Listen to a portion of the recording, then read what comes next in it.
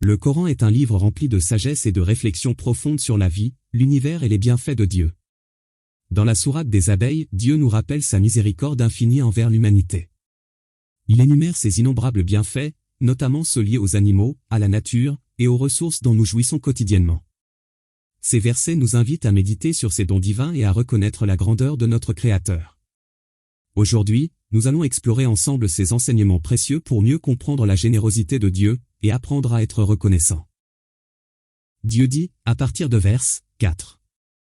Il a créé l'homme d'une goutte de sperme, et voilà que l'homme devient un disputeur déclaré. Et les bestiaux, il les a créés pour vous, vous en retirez des vêtements chauds, ainsi que d'autres profits. Et vous en mangez aussi. Ils vous paraissent beaux quand vous les ramenez, le soir. Et aussi le matin quand vous les lâchez pour le pâturage. Et ils portent vos fardeaux vers un pays que vous n'atteindriez qu'avec peine. Vraiment, votre Seigneur est compatissant et miséricordieux. Et les chevaux, les mulets et les ânes, pour que vous les montiez, et pour la para. Et il crée ce que vous ne savez pas. Il appartient à Allah, par sa grâce, de montrer le droit chemin. Car il en est qui s'en détache. Or, s'il voulait, il vous guiderait tous. Toujours avec la sourate les abeilles, et nous sommes arrivés au verset 10. Dieu dit, c'est lui qui du ciel, a fait descendre de l'eau qui vous sert de boisson, et grâce à laquelle poussent des plantes dont vous nourrissez vos troupeaux. D'elle, il fait pousser pour vous, les cultures, les oliviers, les palmiers, les vignes et aussi toutes sortes de fruits. Voilà bien là une preuve pour des gens qui réfléchissent. Pour vous, il a assujetti la nuit et le jour, le soleil et la lune. Et à son ordre sont assujettis les étoiles. Voilà bien là des preuves pour des gens qui raisonnent. Ce qu'il a créé pour vous sur la terre a des couleurs diverses. Voilà bien là une preuve pour des gens qui se rappellent. Et c'est lui qui a assujetti la mer afin que vous en mangiez une chair fraîche, et que vous en retiriez des parures que vous portez. Et tu vois les bateaux fendre la mer avec bruit, pour que vous partiez en quête de sa grâce, et afin que vous soyez reconnaissants. Et il a implanté des montagnes immobiles dans la terre, afin qu'elles ne branlent pas en vous emportant avec elles de même que des rivières et des sentiers, pour que vous vous guidiez. Ainsi que des points de repère. Et au moyen des étoiles, les gens se guident. Celui qui crée est semblable à celui qui ne crée rien. Ne vous souvenez-vous pas? Et si vous comptez les bienfaits d'Allah, vous ne saurez pas les dénombrer.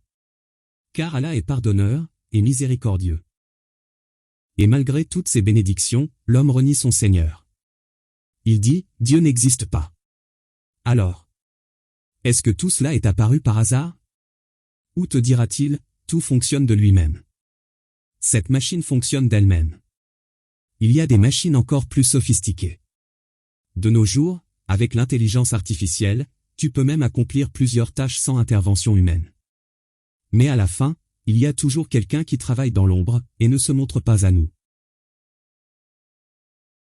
Nous allons maintenant passer à une autre sourate, appelée sourate Al-Adiyat, les coursiers. Il mentionnait des chevaux. Dieu dit, au nom d'Allah, le tout miséricordieux, le très miséricordieux. Par les coursiers qui allaitent. Qui font jaillir des étincelles. Qui attaquent au matin.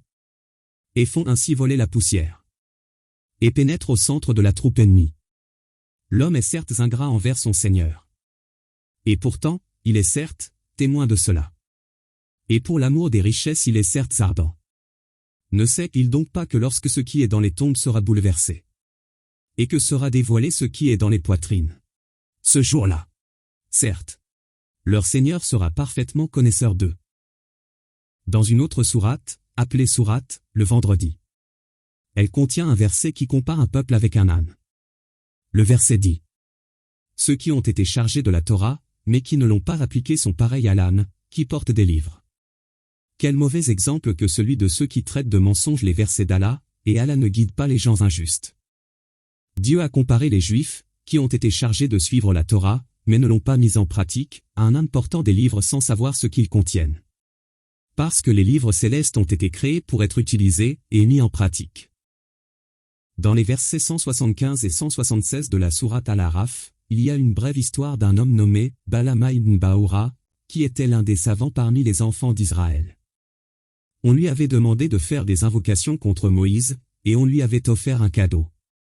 Il fit donc des invocations, mais elles se retournèrent contre lui. Le verset le compare à un chien haletant. Dieu dit: Et raconte-leur l'histoire de celui à qui nous avions donné nos signes, et qui s'en écarta. Le diable. Donc, l'entraîna dans sa suite et il devint ainsi du nombre des égarés. Et si nous avions voulu, nous l'aurions élevé par ces mêmes enseignements, mais il s'inclina vers la terre et suivit sa propre passion.